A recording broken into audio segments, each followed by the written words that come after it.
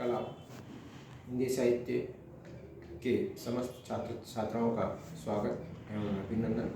आज हम गद्य भाग के अगले क्रम में करुणा नामक पाठ के अनुच्छेदों का विवेचन एवं अध्ययन करने जा रहे हैं। लेखक आचार्य रामचंद्र शुक्ल ने पूर्व में भी मनोविकारों के संबंध में विशद व्याख्या प्रस्तुत की है। उसी के संबंध में आगे भी इन्होंने दुख, सुख एवं क्रोध के संदर्भ में अलग अलग उदाहरण दिए हैं और साथ ही साथ उनके अन्य सम उदाहरणों के माध्यम से उन्होंने उसे पुष्ट करने का प्रयास किया है। पूर्व में शील शब्द की व्याख्या लेखक ने की थी, अर्थात उनका शील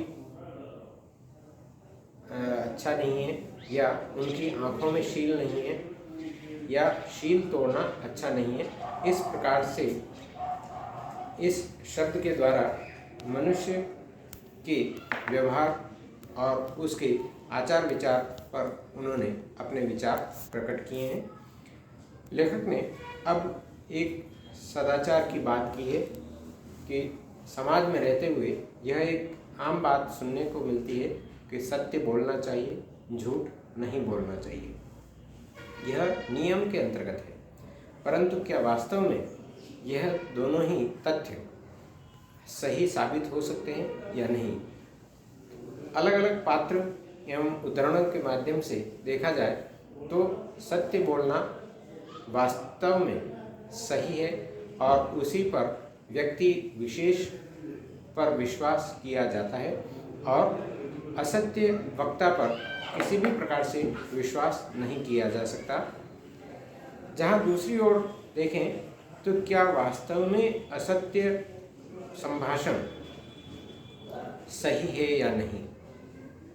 लेखक ने इस बात को स्पष्ट किया है कि सत्य संभाषण पर हर व्यक्ति विश्वास करता है, जबकि असत्य संभाषण पर कोई भी विश्वास नहीं करता।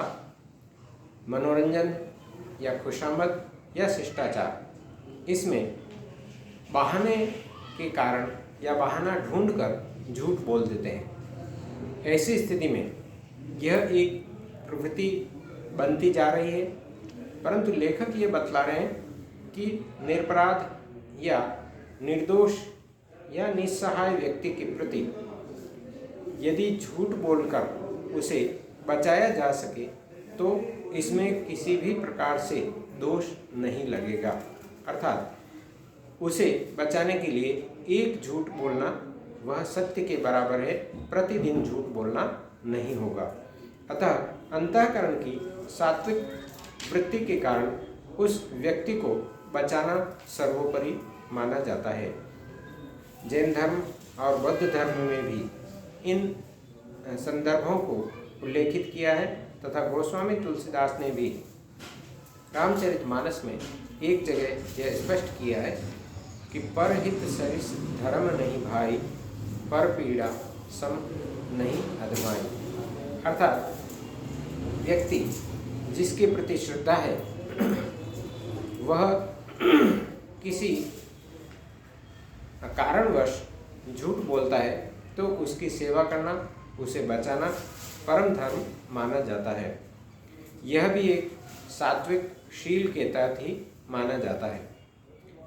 करुणा और सात्विकता ये दो तथ्य अलग अलग हैं। करुणा जिसके प्रति उत्पन्न होगी उसे दूसरों के द्वारा देखने पर जिसके प्रति हम करुणा कर रहे हैं उसके मन में यह भाव उत्पन्न होना चाहिए। ऐसी स्थिति में वह पुरुष अन्य को करुणा करते हुए देखने पर उसके मन में श्रद्धा का भाव उत्पन्न होगा। ऐसी स्थिति में वे सभी मनोवेग जिसमें क्रोध, भय, ईर्ष्या, घृणा, आनंद आदि हैं, ये सभी मनोविकार श्रद्धा को उत्पन्न नहीं कर सकते। ऐसी स्थिति में देखा जाए तो श्रद्धा का विषय एक सात्विक व्यापार है। ऐसी स्थिति में वह उन व्यक्तियों के प्रति श्रद्धान्वित होगा जो उसके कर्म सात्विकता को प्रदर्शित करते होंगे या भाव सात्विकता को प्रदर्शित करने वाले होंगे।